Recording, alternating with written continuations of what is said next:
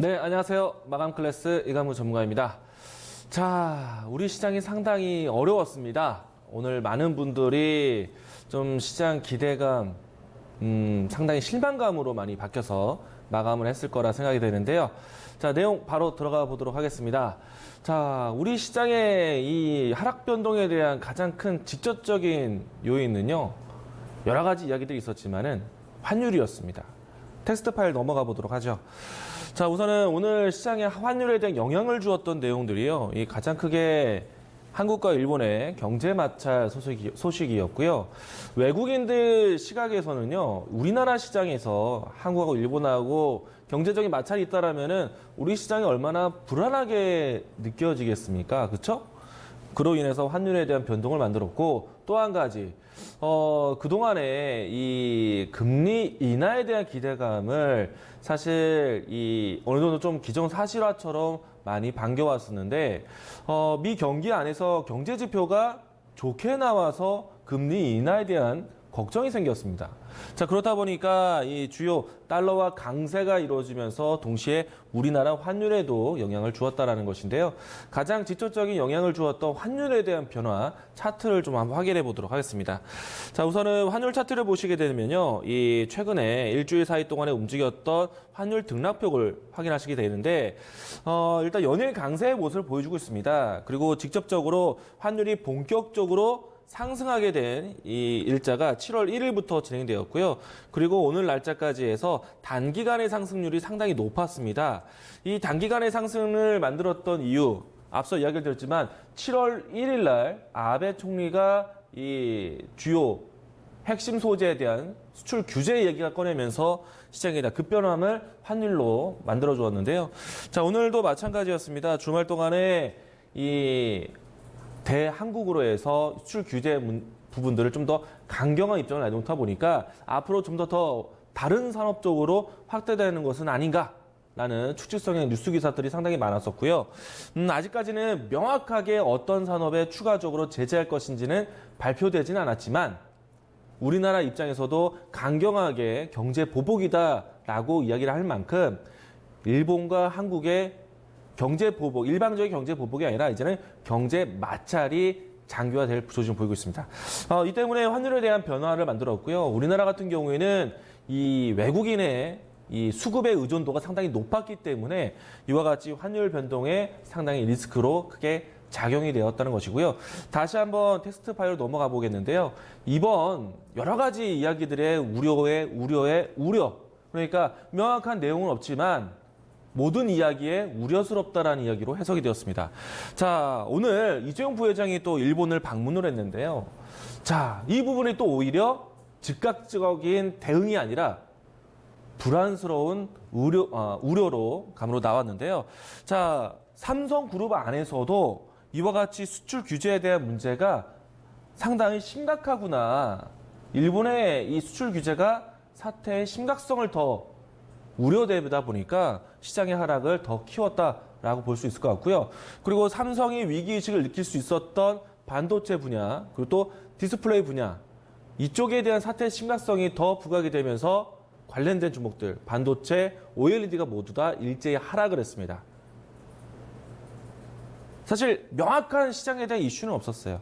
팩트로 본다면 환율이 올랐다는 것에 대한 리스크 작용이 있는데 오늘 시장에 대한 수급을 확인해 보시면은 그마저도 사실은 크게 와닿지는 않는 모습인데요. 자, 만약에 우리가 이 시장에 대한 수급 추이를 앞으로 더 이 내용들을 더 들어가 본다라면은 오늘 장에서 장중에 외국인의 매도세가 진행되긴 했었지만은 장 마감 상황을 봤을 때 코스피 쪽에서 외국인 순매수 마감, 코스닥 쪽에서는 물론 키워왔지만은 가장 중심이 될 수 있는 코스피 쪽에서의 순매수 마감했다는 것이고요. 종목으로 본다라면은 크게 위험성이 나왔던 삼성전자 같은 경우에는 장 초반에 떨어졌던 위치를 계속해서 장중에 지지하는 모습으로 해서 장을 마치게 되었고요. 또 여기에 SK 하이닉스 같은 경우에는 오히려 장중에 반등이 연출되면서 양봉의 기조로 마감을 했습니다. 자, 일단은 시장에 대한 기조가 주요 종목 SK 하이닉스와 삼성전자가 장중에 지지하는 형태와 외국인의 수급이 크게 이탈하지는 않은 형태가 나왔기 때문에 오늘과 같이 이와 같은 큰 충격. 사실 시장의 걱정으로만 만들어진 하락이었다. 결국에는 우리의 걱정만큼 수급이 바뀐 것도 아니고 대장주, 주도주 종목이 크게 무너진 것도 아니었기 때문에 어떻게 보면은 지금 시장에 대한 말꼬리를 계속 잡고 가는 시장이다 보니까 이 시장은 여러분들 견디셔야 됩니다. 시장은 항상 이와 같은 위기를 반복을 해왔어요. 우리가 지나고 나면은 이때가 가장 저점이었는데 가령 금융위기 때도 마찬가지. 근데 지금은 위기가 같이 어떤 명백한 이유가 있는 것은 아니기 때문에 시장의 하락은 어디선가. 그러니까 단기적인 삼성전자, SK 하이닉스 기조로 해서 멈출 수가 있다는 얘기입니다. 단기적인 악재예요. 언제까지 단기적인 악재가 지속될 것이냐? 이 부분들은 뒷부분에 한 번 더 설명드리겠습니다. 자, 시장의 위기는 있지만 그럼에도 불구하고 빛나는 종목들이 있습니다. 텍스트 파일 넘어가 보도록 하겠습니다. 자, 세 번째 보시면요. 반도체 소재. 역시나 한국과 일본의 경제 마찰이었으면은 여기에서 제가 계속 강조드리는 반사이익 되는 종목들 있지 않습니까? 자, 반도체 소재 쪽에서 국내 기업들 반사이익 기대감. 자, 이거는요. 사실은 일본에 대한 불매 운동으로 이런 진행되는 것이 아니라 정부에서도 지원 정책이 나오는 분야입니다.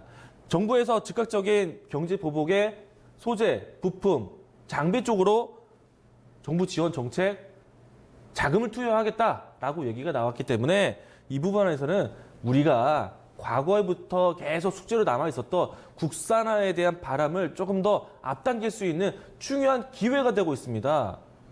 기업에 대한 기회가 되고 있는데 앞으로 실적이 전환될 수 있는 기회가 되는데 종목에 대한 움직임들은 어떻겠습니까? 당연히 지금 시기가 기회가 되고 있죠. 자, 종목도 한번 살펴보겠습니다. 자, 지난주에 언급이 되었던 제가 이야기를 드렸던 종목들의 섹터인데요. 자, 우선은 가장 높이 움직인 종목부터 보도록 하겠습니다. 자, 캠트로스 종목이 오늘 상한가를 기록했어요. 오늘 같은 시장에서 올라갔던 종목들이 몇 없었는데 상한가가 나왔어요. 왜? 반사이익 기대감, 또 마이크로 콘텍스톨 오늘 7%대 급등. 자, 덕성 오늘 장중에 28%대까지 거의 상한가를 기록을 했고요. 그리고 최근에 가장까지 변동성이 컸던 타이거 일렉 오늘 장중 반등을 보여주었습니다. 자, 이들 종목들이요. 양으로 해서 변동성이 있죠. 그런데 저점에서부터 올라온 자리에 있기 때문에 변동성은 만들 수밖에 없을 거고, 다만 우리가 포인트를 잡아갔을 때 방향성에 대한 부분들을 살펴보셔야 되는데 국내 기업에 대한 기회가 되는 종목들이기 때문에 여러분들이 계속해서 트레이딩 관점이든 장기적인 호흡이든 시야 자체를 계속 긍정적으로 보셔야 되는 섹터이다. 동신세미캠, 후성 이와 같은 종목들이 가장 먼저 발동이 되었던 종목들인데 역시나 기회가 됩니다. 내일장에서 후성, 동신세미캠 이와 같은 종목을 중심으로 해서 먼저 보시면 좋겠고요. 오늘 이런 테마들도 나왔습니다. 이건 테마예요. 애국 테마라고 해서 일본의 제품에서 대체적으로 우리나라 전환시킬 수 있는 기업들에 대한 종목들 이야기 나왔는데 사실 모나미 이 종목은 사실은 우리 일본 펜 쓰다가 갑자기 이런 펜 쓰겠습니까? 안 씁니다. 그런데 테마가 붙었어요. 테마가 붙었다는 것은 시장에 대한 이슈를 몰았다는 겁니다. 이 종목을 사라는 얘기는 아니지만 이와 같이 이슈를 몰고 시장에 대한 투자 심리가 전해진다면 여기에서 실질적으로 실적이 전환될 수 있는 또 정부의 정책이 더해질 수 있는 IT 반도체 소재 종목들 이런 종목들은 계속 긍정적으로 보셔야 됩니다. 연속성이 나오고 있어요. 지난주, 이번 주까지 이 이야기들이 시장에 대한 위기감이 커지면 계속 이쪽으로 이야기는 확산시킬 것이다. 자, 그러면 내일장에 대한 준비로 넘어가 보도록 하겠습니다. 자, 내일도 마찬가지로 이 시장에 대한 변수, 환율적인 변수는 우리나라의 가장 큰 발목이 될 것 같습니다. 왜냐하면은 시장에 대한 급변하는 움직임이 나왔기 때문에 여기에서 이 환율에 대한 변동에 대한 테스트 과정이 나올 것입니다. 자, 우선은 우리나라는 의존도가 높기 때문에 당분간 외국인의 수급, 빠져나가는 건 없겠지만은 들어오는 수급에 대해 부담이 된다. 그래서 시장에 대해 관망세로 좀 지켜보실 필요가 있을 것 같고요. 자, 여기에 시장에 대한 관망에 대한 이유가 더 있죠. 내일장에서 이 미 의회 반기 보고서 얘기들이 있는데 여기서 이 제롬 파월은요, 반기 통화 정책에 대한 발언이 나오게 됩니다. 그러면 이 안에서 어떤 걸 봐야겠습니까? 금리 인하에 대한 이야기가 있는지 여부가 가장 중요하기 때문에 시장에서는 내일장도 이 내용을 두고 관망할 것이다. 그럼 시장에 대해서 기대감을 반전시키기보다는 오늘과 같은 흐름들이 연속될 수 있어요. 그럼 어디 봐야 됩니까? 반도체 소재, 반사이익 될 수 있는 국내 기업들 봐야 되는데 내일 정부에서 좋은 뉴스가 나옵니다. 자, 해외 의존도가 높았던 소재, 부품 관련해서 기술 개발을 위한 R&D를 위한 기획 발표가 나오게 되는데요. 여기서 예를 들어서 어제와 같이 해외 의존도, 그러니까 그 일본인의 의존도 높았던 산업에 대해서 추경 예산이 진행되는지 혹은 새로운 대체 소재에 대한 관심이 높아지는지 이 부분들을 보셔야 되겠고요. 1차적으로 이 부분들을 확인하시고 두 번째는 한국과 일본의 경제 마찰이 진행된다면 다음은 어디? 제가 이야기 드리는 부분은 반도체 소재 다음에는 자동차, 2차 전지, 수소차, 그래핀 소재까지 얘기가 되고 있습니다.